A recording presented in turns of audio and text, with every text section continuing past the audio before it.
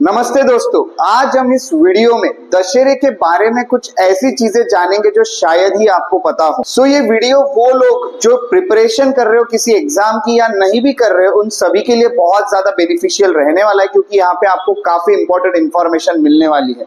Even हम इस video में जो भी क्वेश्चंस पूछे जा सकते हैं आपके यूपीएससी एग्जाम्स में या बाकी किसी भी एग्जाम्स में, वो भी डिस्कस करेंगे इस टॉपिक से रिलेटेड। और जो लोग प्रिपरेशन नहीं कर रहे हैं उन लोगों के लिए भी ये परफेक्ट एक नॉलेज गेन करने वाला वीडियो होने वाला है। तो चलिए दशहरे के बारे में इस वीडियो की शुरुआत करें। सो ये जो दशहरे का त्योहार है ये हिंदू कैलेंडर में अश्विन महीना जो होता है उसके 10वें दिन आता है, यानी 10th day of Ashwin month. इसीलिए उसको दशमी भी कहा जाता है, क्योंकि 10th डे होता है विजयादशमी। विजयादशमी भी दशहरे को कहा जाता है, इसको दशहरा भी कहा जाता है। इसको विजयादशमी और दशहरा क्यों कहते हैं इसके पीछे का कारण आपको बता देता हूं। दशहरा का मीनिंग होता है 10 यानी 10th, और हारा यानी डिफीट, यानी 10 दिन डिफीट होने को, किसी को तो भी हराने को लगे थे। और आप जानते हो कि किन दो लोगों के बीच में ये वॉर हुआ था और कौन इसमें जीता और कौन इसमें हारा। अब आपको बता देता हूं इसको विजयादशमी क्यों कहते हैं। विजय का मीनिंग होता है विक्ट्री यानी जीत, और दशमी का मीनिंग होता है 10 डेज, यानी 10 दिन के बाद यहाँ पे जीत मिली थी।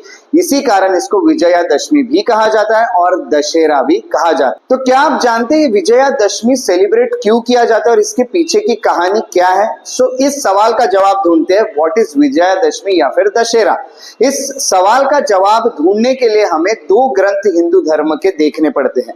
पहली कहानी जाती है रामायण से और दूसरी कहानी जाती है महाभारत से। सो रामायण की बात करें तो एक रावण नाम का राक्षस रहा करता था।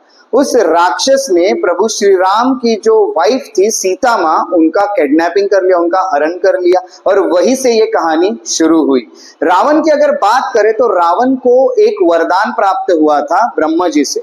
ब्रह्मा जी से उसको ये वरदान प्राप्त हुआ था कि उसकी मौत किसी भी भगवान के हाथों या किसी भी राक्षस के हाथों या किसी भी भूत प्रेत के हाथों नहीं होगी। उसके साथ साथ रावण में 10 बहुत बुरी क्वालिटीज थी। इसका भी विजयादशमी को या दशहरे को श्री राम ने अंत किया था, वो भी आपको मैं आगे बताऊंगा। बट पहले हम ये कहानी जान लेते हैं कि इसमें हुआ क्या। रावण ने सीता माँ जो है उनका किडनैपिंग किया। उसके बाद सीता माँ को छुड़ाने के लिए श्री राम और रावण के बीच में एक युद्ध हुआ। अब राम जो थे ये कौन थे? श्री राम ये विष्णु जी के एक अवतार थे जो कि मनुष्य का अवतार थे। अब आप अगर सोचोगे कि श्री विष्णु जी ने मनुष्य का अवतार क्यों लिया, तो उसके पीछे का कारण था कि ब्रह्मा जी से हासिल हुआ वरदान जो रावण को मिला था कि ना ही उसको कोई भगवान मार सकते हैं, ना ही कोई राक्षस और ना ही कोई भूत प्रेत। तो कौन मार पाएगा? तो इसका जवाब है मनुष्य ही मार पाएगा। इसलिए विष्णु जी ने मनुष्य का अवतार लेके रावण का अंत किया।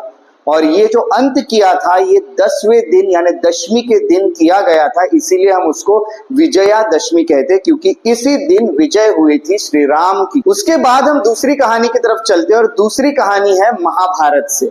महाभारत में कौरव और पांडवों के बीच में एक युद्ध हुआ था, और इसी युद्ध में अर्जुन ने कौरवों को, ऐसा कहा जाता है कि इसी दिन हराया था। अब हम बात करते हैं तीसरी कहानी की कि क्यों इसे दशहरा या विजयादशमी कहा जाता है। अब 2 कहानियों में आपको यह पता चला कि एक जगह श्री राम की जीत हुई, दूसरे जगह अर्जुन की जीत हुई। तीसरी जीत हुई थी माँ दुर्गा की, क्योंकि दुर्गा माता और एक असुर के बीच में एक लड़ाई लड़ी गई थी और उस लड़ाई में दुर्गा माँ की जीत हुई। और जिस असुर के साथ ये लड़ाई लड़ी गई थी उस असुर का नाम था महिषासुर। महिषासुर यानी बफेलो के रूप में रहने वाला एक असुर था वो, जिसको दुर्गा माँ ने 10 दिन के लड़ाई के बाद हराया था। और इसी कारण इसको विजयादशमी कहा जाता है, क्योंकि 10वें दिन फिर से एक जीत हुई थी। तो आपको 3 जगह 3 जीत और 3 हार देखने मिल रही है, इसीलिए इसको विजयादशमी और दशहरा ये 2 नाम से जाना जाता है। अब देखिए सवाल ये उठता है कि हम लोग आखिर विजयादशमी क्यों सेलिब्रेट करते हैं? क्या ऐसे कारण है उसके पीछे? जिस वक्त श्री राम ने रावण को हराया तो ये अधर्म का नाश था, यानी अधर्म के सामने धर्म की जीत हुई, यानी हम कहेंगे राइटसनेस की विजय ओवर इविल यानी अधर्म। और दूसरी कहानी में महिषासुर की जब हार हुई, इसका मतलब निगेटिव फोर्सेस की हार हुई थी मां दुर्गा के सामने, यानी यहाँ पे पॉजिटिव फोर्सेस जीते और निगेटिव फोर्सेस की हार हुई। और हम लोग जिंदगी में क्या चाहते? हम जिंदगी में चाहते धर्म, हम चाहते राइटसनेस, हम चाहते हैं पॉजिटिवनेस, हम नहीं चाहते निगेटिव फोर्सेस और हम बिल्कुल नहीं चाहते अधर्म। इसीलिए हम दशहरे के दिन हमारे यहाँ पे भी पॉजिटिव फोर्सेस आए और हमारे अंदर भी धर्म की एक फीलिंग आई, यानी राइटसनेस की फीलिंग आए। इसीलिए हम ये विजयादशमी को हमेशा बहुत ही बड़े लेवल पे सेलिब्रेट करते हैं। दशहरे के दिन आपने एक चीज ऑब्जर्व की होगी कि लोग अपने गाड़ियों की और अपने कुछ औजारों की या फिर अपने टूल्स और वेपन्स की पूजा करते हुए दिखते हैं। बट क्या आप इसके पीछे का कारण जानते हो कि वो ऐसा क्यों करते हैं और ये सब चीजें कहां से शुरू हुई? तो चलिए मैं आपको ये भी बता दूं, बट पहले आपको बता दूं कि ये जो पूजा की जाती है इसे आयुध पूजा कहा जाता है। इन पिक्चर्स में आप देख रहे हैं लोग किस तरह से ये सब पूजाएं करते हैं। सो इसके पीछे की कहानी आपको महाभारत में पता चलती है। महाभारत में जो कौरव थे और पांडव थे, पांडव जो हुआ करते थे उनको उनके कजिन्स यानी उनके कौरवों ने, उनके भाइयों ने ये एक तरह से एक शर्त रखी थी कि आप 12 साल के लिए वनवास में जाओगे और उस वक्त आप किसी के सामने नहीं आओगे। अगर आपको इन 12 सालों में किसी ने पहचान लिया तो आने वाले और 13 साल आपको वनवास फिर से करना पड़ेगा। और शर्त ये थी कि आपको अपने हथियार यूज नहीं करना है उस वक्त। तो पांडवों ने इस एग्जाइल में या फिर हम कहेंगे इस वनवास में जाते वक्त एक शमी का उनको पेड़ दिखा, उस शमी के पेड़ में एक होल बना के वहां अपने हथियार छुपा दिए। और जानते 12 साल बाद क्या हुआ? 12 साल बाद जब उनका वनवास खत्म हुआ तो उन्होंने बदला लेने के लिए अपने हथियार फिर से उस शमी के पेड़ में से निकाले। अब कभी भी हिंदू धर्म में ये कहा गया है कि कोई भी नई चीज की आप शुरुआत करो तो उसकी पूजा करना जरूरी है। इसीलिए जब पांडवों ने हथियार निकाले तो जानते उन्होंने सबसे पहले क्या किया? इन हथियारों की उन्होंने सबसे पहले पूजा की, जो कि हिंदू संस्कृति में लिखा है कि ये आपने करना चाहिए। उसी के साथ साथ यहां से फिर युद्ध की शुरुआत उन्होंने करनी शुरू की थी अपने हथियार हाथ में लेके। और पहले के जो राजा थे वो भी दशहरे का दिन या विजयादशमी का दिन एक शुभ दिन मानते थे, जिस दिन वो अपने युद्ध शुरू करते थे। इसीलिए शुरुआत करने से पहले फिर से पूजा होती थी। इसीलिए आज भी ये प्रथा चलती आ रही है कि हम हथियारों की, अपने टूल्स और वेपन्स की आज भी पूजा करते हैं। अब आप सोच रहे होंगे कि आखिर हम गाड़ियों की पूजा क्यों कर रहे हैं, क्यों हम अपने व्हीकल्स की पूजा कर रहे हैं, क्यों हम अपने टू व्हीलर्स और कार्स की पूजा कर रहे हैं? आज के जमाने की टू व्हीलर यानी उस जमाने का घोड़ा, आज के जमाने की कार यानी उस जमाने का रथ। तो आप रथ में जाओगे युद्ध करने, आप घोड़े पे जाओगे युद्ध करने। अब ये एक प्रथा है कि जाते वक्त इन चीजों की भी पूजा करनी चाहिए जो आपको वहां तक लेके जाएगी।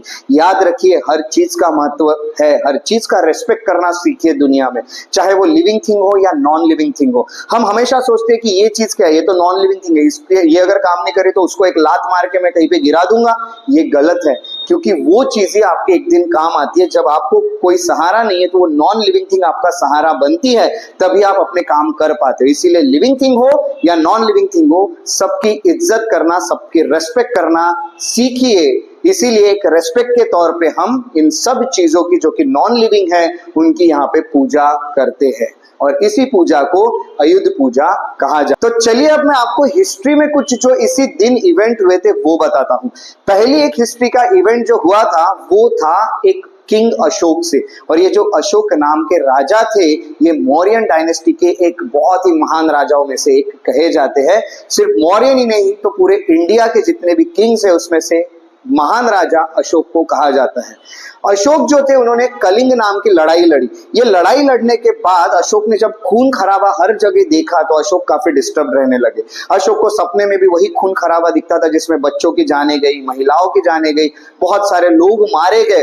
तो अशोक काफी डिस्टर्ब रहने लगे। तो वो ढूंढने लगे कि इसके पीछे का क्या सॉल्यूशन हो सकता है कि मेरा माइंड शांत हो जाए। तो एक मोगलीपुत्र तिस्सा नाम का एक भिक्षुक व्यक्ति या फिर आप कहेंगे कि एक मॉन्क था, बुद्धिस्ट मॉन्क, उन्होंने अशोक को इस स्थिति में से या इस कंडीशन में से बाहर आने में हेल्प की।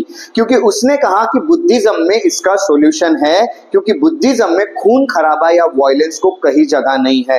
बुद्धिज्म में अहिंसा को ही हम फॉलो करते हैं जिसमें मेडिटेशन और काफी सारी चीजें आती है। तो मोगलीपुत्र तिस्सा के ये सब जानकारी के बाद अशोक ने इसी दिन दशहरे के दिन खुद को बुद्धिज्म में कन्वर्ट किया और इसको कहा जाता है धम्म चक्र प्रवर्तन, जिसमें अशोक अपने आप को कन्वर्ट कर लेते हैं और वो अशोक जो कि चंड अशोक करके जाने जाते थे वो बन जाते हैं धम्म अशोक। आप खुद सोचिए, चंड अशोक इसीलिए कहते थे कि कहा जाता था कि अशोक नाम का जो राजा था वो पहले बहुत क्रूएल था, उन्होंने तो राजा बनते वक्त अपने 99 भाइयों को मार दिया था। हो सकता है ये कहानी कुछ ज्यादा की हो, 99 भाइयों को नहीं भी मारा होगा, बट इतने वो क्रूएल थे, ऐसा बुद्धिज्म में कहा है कि वो किसी को भी नहीं बख्शते थे, सबको खत्म कर देते थे। और यही अशोक बुद्धिज्म में कन्वर्ट होने के बाद वो एकदम शांत राजा बन गया, जिसने उसके बाद कभी भी कोई भी वॉर नहीं लड़ा और इसीलिए अशोक को कहा गया धम्म अशोक। दूसरा जो इवेंट है वो मॉडर्न हिस्ट्री से जाता है और ये रिलेटेड है आर्किटेक्ट ऑफ इंडियन कॉन्स्टिट्यूशन, जिन्हें फादर ऑफ इंडियन कॉन्स्टिट्यूशन भी कहा जाता है, डॉक्टर बी आर अंबेडकर से रिलेटेड। डॉक्टर बी आर अंबेडकर भी बुद्धिज्म में कन्वर्ट हुए थे और उन्होंने भी अपना कन्वर्जन इसी दिन किया था, दशहरे के दिन। और आपको ये भी बता दूं कि ये कन्वर्जन जो उन्होंने किया था इसको कहते हैं दीक्षा लेना। उन्होंने दीक्षा ली थी और जिस जगह ये दीक्षा ली गई थी उस जगह को दीक्षा भूमि कहा जाता है और ये दीक्षा भूमि नाम की जगह जो है ये नागपुर जो कि महाराष्ट्र में है वहां पे आपको देखने मिलता है। तो महाराष्ट्र नागपुर में इस दिन लाखों बुद्धिस्ट लोग आते हैं और दीक्षा भूमि में उनका एक प्रोग्राम ऑर्गेनाइज किया जाता है। सो ये एक और महत्व है दशहरे नाम के फेस्टिवल का। दशहरे के दिन आपने एक और चीज ऑब्जर्व की होगी और वो ये है कि कर्नाटक और महाराष्ट्र या कोकण के कुछ रीजन में लोग एक दूसरे को एक पत्ता देते हैं और वो पत्ता देने के बाद वो बड़ों के पैर छू के उनसे आशीर्वाद लेते हैं। तो ये कौन सा पत्ता है जो दिया जाता है? कर्नाटक में जिस पेड़ का पत्ता दिया जाता है वो लीफ होता है शमी के पेड़ का। अब शमी के पेड़ का ही क्यों देते हैं? क्योंकि मैंने बताया था कि पांडवों ने अपने जो हथियार छुपाए थे वो शमी के पेड़ में छुपाए थे, तो जब ये हथियार उठाए तो वो पत्ता जो है उसका भी एक महत्व वहां पे बन जाता है। अब आपको बता दूं कि महाराष्ट्र या कोकण में आपटे का पेड़ होता है, एक आपटा ट्री, उसके लीव्स दिए के बड़ों से आशीर्वाद लिया जाता है। ऐसा क्यों? तो ये लीफ का महत्व ऐसा है कि जब प्रभु श्री राम अयोध्या लौटे थे तो अपने 14 साल के वनवास को खत्म करने के बाद तो अयोध्या के लोगों ने उनके ऊपर जो आपटा का पेड़ है उसके लीव्स बरसाए थे, शॉवर किए थे उनका वेलकम करने के लिए और इसीलिए ये लीफ जो है उसको महत्व आ गया और ये लीफ एक दूसरे से एक्सचेंज करते क्योंकि ये लीफ एक सिंबल है राइटसनेस की, धर्म की, जो कि श्री राम से जुड़ी हुई। अब आपको मैं दशहरे का एक और इंपॉर्टेंस बताता हूं, वो है सीजनल इंपॉर्टेंस। क्या आप जानते हैं दशहरा इसीलिए भी सेलिब्रेट होता है क्योंकि इस वक्त एक सीजन खत्म होता है और नया सीजन शुरू होता है। आपको तो पता ही है दशहरा जब आएगा उसके बाद एक विंटर सीजन शुरू हो जाता है और हमारा जो पिछला सीजन चल रहा था वो खत्म हो जाता है। तो सीजन जब चेंज होता है तो एग्रीकल्चर की जो साइकिल है वो भी चेंज हो जाती है। तो यहाँ पे जब दशहरा आता है तब हार्वेस्टिंग होती है खरीफ क्रॉप्स की और यहाँ पे सोइंग होती है यानी बीज बोए जाते हैं रबी क्रॉप्स के। आपको रबी और खरीफ ये दो क्रॉप्स तो पता ही है, तो ये भी एक सेलिब्रेशन का कारण है कि अब यहाँ पे फसल कटाई या हार्वेस्टिंग हो रही है खरीफ क्रॉप की और बीज बोए जा रहे हैं रबी क्रॉप्स की। तो ये भी सेलिब्रेट करना जरूरी है क्योंकि हम एक कृषि प्रधान देश है, हमारा देश एक एग्रीकल्चरल इकोनॉमी है। चलिए तो आपको अब मैं ये बता दूं कि हमारे देश में अलग अलग जगह अलग अलग रीजन्स में इस दशहरे को अलग तरह से सेलिब्रेट किया जाता है। सबसे पहले अगर हम नॉर्दर्न इंडिया की बात करें तो नॉर्थ में तो रावण, मेघनाथ और कुंभकर्ण जो है इनके जो भी पुतले हैं उसको जलाया जाता है, उनको बर्न कर दिया जाता है। ईस्टर्न इंडिया में अगर आप जाते हो तो विजयादशमी में आपको गॉडेस दुर्गा जो है जिनकी एक आइडल रखी जाती है 9 दिन के लिए, दुर्गा पूजा कहा जाता है उसको। उसके बाद दशहरे के दिन उसको पानी में विसर्जित कर दिया जाता है, इमर्शन कर दिया जाता है। साउथ में अगर देखा तो फैमिली जो होती है वो बोमाई कोल्लू कहते हैं इसको, कभी बोमाई गोलू भी कहते हैं। तो ये बोमाई कोल्लू जो है या बोमाई गोलू जो है यहाँ पे अलग अलग डॉल्स या फिर आइडल्स रखे जाते हैं इस तरह से और फिर यहाँ पे उनकी पूजा की जाती है। ये भी एक प्रथा है साउथ इंडिया में। उसी के साथ साथ पूरे इंडिया में आयुध पूजा भी होती है जिसमें टूल्स, वेपन्स और व्हीकल्स को पूजा की जाती है और साउथ इंडिया में स्पेशली ये बड़े लेवल पे किया जाता है। सो इस तरह से अलग अलग कोने में इंडिया के इस रिलीजन को डिफरेंट स्टाइल में सेलिब्रेट किया जाता है। आपको कुछ इंपॉर्टेंट चीजें बताता हूँ विजयादशमी के बारे में। देखिए, विजयादशमी आखिर हमको क्या सिखाता है हमारे जिंदगी में। पहली चीज हमें ये सिखाई जाती है कि ये आपका एक सेलिब्रेशन है जीत का, विक्ट्री का, करेज का, हिम्मत का और डिवोशन का। जो आप डिवोशन के साथ कोई भी काम करते हो, याद रखिएगा 3 चीजें हासिल करना है हमें। एक है जीत, एक है हमें हिम्मत रहनी चाहिए और तीसरा हमें डिवोशन रहना चाहिए किसी भी चीज को लेके, ताकि हम उसे हासिल कर पाए। आप अगर देखेंगे तो ये विजयादशमी लोगों को एनकरेज करता है कि वो किस पाथ को फॉलो करे, तो राइटसनेस के पाथ को फॉलो करे, यानी धर्म के पाथ को फॉलो करे। वो कभी भी कोई नियम ना तोड़े, जो रूल्स बने उसको फॉलो करे, अच्छे काम करे, राइटसनेस के पाथ पे चले और हमेशा सत्य बोलते रहे, ट्रुथ के मार्ग पे चले। इतना ही नहीं तो ये सिंबलाइज करता है वॉर। मैंने आपको जितने भी वॉर्स बताए, एक में श्री राम और रावण के बीच में वॉर लड़ा गया, तो कहीं पे दुर्गा माँ और महिषासुर के बीच में लड़ा गया, तो कभी कौरव और पांडवों के बीच में लड़ा गया। तीनों वॉर आप क्या देख रहे हैं कि हमेशा जो अच्छाई होती है वही जीतती है और बुराई यानी इविल का अंत होता है, नाश होता है। इसलिए अच्छे व्यक्ति बन के रहिए, नहीं तो उस महिषासुर, रावण और कौरवों की तरह हम भी खत्म हो जाएंगे, हमारा भी नाश हो जाएगा। यही विजयादशमी या दशहरा हमें सिखाता है। दशहरे से सीखिए, अपने अंदर के डेमन्स यानी राक्षसों को मार डालिए, असुरों को खत्म कीजिए, अच्छा व्यक्ति बनिए, दूसरों के काम आइए। इतना ही नहीं तो ईगो और ग्रीड, एक ईगो होता है और दूसरी लालच यानी ग्रीड होती है हर व्यक्ति के अंदर, जो उसे एक बुरा व्यक्ति बनाती है, उस रावण की तरह। तो रावण मत बनिए। अगर ग्रीड और ईगो आपके अंदर है तो रावण को फॉलो करना शुरू कीजिए और रावण की पूजा कीजिए। बट अगर अच्छा व्यक्ति, राइटसनेस और धर्म आपके अंदर है, तब आप राम की पूजा कर सकते हैं। श्री राम हमें हमेशा सिखाते हैं कि धर्म के मार्ग पर चलिए, नियमों का पालन कीजिए, उसे मत तोड़िए, बुराइयों को अपने अंदर से हटा दीजिए। इसी दशहरे के दिन आज ये प्रॉमिस कीजिए कि हम हमारे अंदर की हर बुराइयों को और हर रावण को मार देंगे। रावण को सिर्फ आगे जलाने से कुछ नहीं होता है, रावण के सिर्फ स्टैचू जलाने से कुछ नहीं होता है। जलाना है तो अपने अंदर की बुराइयां जला डालो इस दशहरे के दिन और बन जाओ एक अच्छे व्यक्ति श्री राम की तरह, और अंत कर दो उस रावण का जो आपके अंदर और हम सबके अंदर बसा हुआ है अगर तो। अब आपको बता दो, मॉडर्न टाइम पे ये जो विजयादशमी, इसका इतना महत्व क्यों बढ़ रहा है। आप देख रहे कितनी बुरी बुरी केसेस हो रही है। भाई एक चीज तो सोच लीजिए, वो रावण तो भी अच्छा था जो उस युग का था, क्योंकि आज के रावण तो इतने बुरे हैं जिनके पास तो महिलाएं भी सेफ नहीं है। आप खुद सोचिए, ये रावण इतने साल सीता माँ के साथ रहा, बट इसने कभी सीता माँ के साथ कुछ गलत नहीं किया।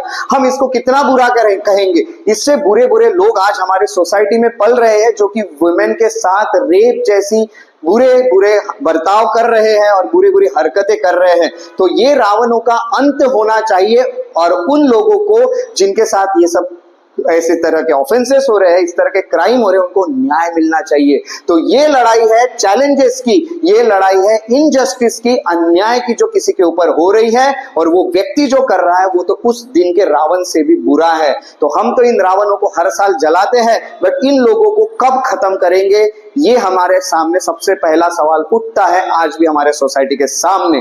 तो सबसे बड़ी बात जो आज के डेट में हमें दशहरा सिखा रहा है वो ये है कि आपको खड़े रहना पड़ेगा उस अन्याय या इनजस्टिस के खिलाफ। आपको पर्सनल चैलेंजेस को फेस करते हुए अपने आप के ऊपर अपने आप को जिताना पड़ेगा ऐसे चैलेंजेस के सामने। इतना ही नहीं तो ये एक सेलिब्रेशन है हमारे कल्चरल हेरिटेज और यूनिटी की। आप जानते हैं हमारा देश बना किससे, हमारा देश संस्कृति या कल्चर से बना है, इसलिए हर कल्चर यहाँ महत्व रखता है। तो दशहरा भी एक कल्चर है जिसको एक इंपॉर्टेंस मिलना चाहिए। इतना ही नहीं तो इस दिन हम सब लोग साथ में आके कुछ इनजस्टिस के खिलाफ खड़े रह के हमारे देश में यूनिटी भी बना सकते हैं, हमारे देश में एकता भी आ सकती है। एकता की हमारे देश को बहुत ज्यादा जरूरत है।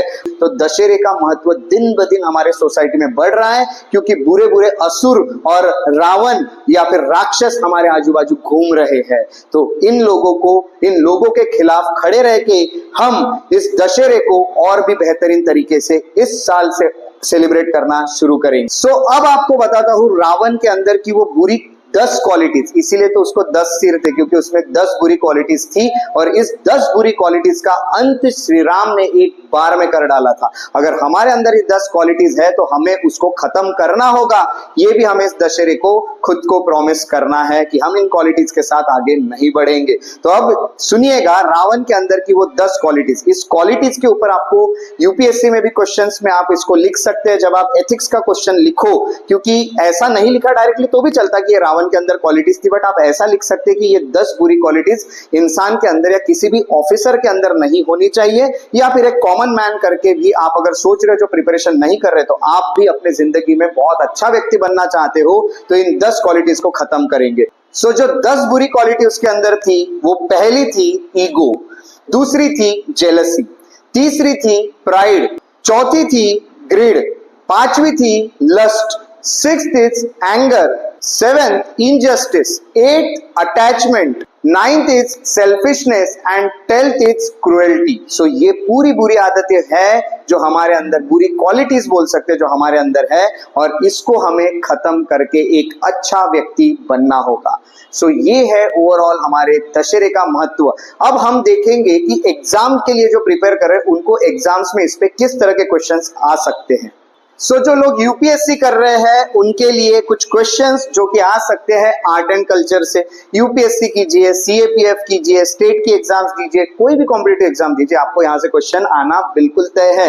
क्वेश्चन आने के चांस बहुत ज्यादा है, तो हम देख लेते हैं कि किस तरह के क्वेश्चन आ सकते हैं। सो क्वेश्चन सुनिएगा, which of the following deities is primarily worshipped during Vijayadashami in southern and eastern India. Southern और ईस्टर्न इंडिया में कौन से डाइटीज की विजयादशमी के दिन पूजा होती है? Option A lord Vishnu, option B lord Ram, option C goddess Durga और option D lord Shiva. Second question, what does burning of Ravan's effigy symbolize in the celebration of Vijayadashami. Vijayadashami में रावण के पुतले क्यों जलाए जाते हैं, वो क्या दर्शाता है? A the destruction of wealth, B the victory of good over evil, C the onset of winter, D the beginning of new year. So इन दोनों क्वेश्चंस के जो भी आपको सही आंसर्स लिखते हैं वो कमेंट सेक्शन में आपको लिखना है, और लिखना ही है ऐसा समझिए। अगर आप प्रिपरेशन करने वाले तो आंसर्स आपको लिखना जरूरी है। अब यूपीएससी करने वालों के लिए मेंस का कैसा क्वेश्चन आ सकता है ये भी हम जान लेते हैं। तो यूपीएससी करने वालों के लिए मेंस का क्वेश्चन है, examine the cultural significance of Vijayadashami in the diverse regions of India and discuss how its celebration reflects regional customs and values. So इसमें आपको लिखना है कि कल्चरल सिग्निफिकेंस हमारे विजयादशमी का क्या है अलग अलग रीजन में, अलग अलग इंडिया के, और हमको ये भी लिखना है कि उसको किस तरह से सेलिब्रेट किया जाता है और वो क्या रिफ्लेक्ट करता है, किस तरह से रिफ्लेक्ट करता है हमारे रीजनल कस्टम्स और वैल्यूज को। एक एक रीजन के अलग अलग कस्टम्स और वैल्यूज है उसको वो कैसे रिफ्लेक्ट करता है। सो आई होप कि ये पूरा वीडियो देखने के बाद आपको बहुत अच्छा नॉलेज मिल गया होगा कि दशहरा क्या होता है, दशहरे का महत्व क्या होता है, और प्रिपरेशन करने वाले जो भी स्टूडेंट्स है, एस्पिरेंट्स है, वो लोग आई होप कि जो मेंस का क्वेश्चन मैंने दिया और प्री के क्वेश्चन मैंने दिए उसको भी सॉल्व कर पा रहे हैं पूरा लेक्चर सुनने के बाद। अगर आप अपनी यूपीएससी की प्रिपरेशन बहुत सिंपल तरीके से और इजी मैनर में करना चाहते हैं मेरे साथ, तो आप मेरे एकेडमी को ज्वाइन कर सकते हैं जिसका नाम है श्रेयस आईएएस एकेडमी, जो कि नागपुर में है, महाराष्ट्र में। और हमारे यहाँ ऑनलाइन ऑफलाइन दोनों कोर्सेस आपको अवेलेबल मिल जाएंगे। और अगर आप कांटेक्ट करना चाहते हैं एकेडमी में तो ये जो कांटेक्ट नंबर दिया है इस पे आप कॉल करके कांटेक्ट कर सकते हैं। इसी तरह हम अगले वीडियो लेक्चर्स में मिलते रहेंगे, तब तक के लिए अपना ख्याल रखिए। टेक केयर, जय हिंद।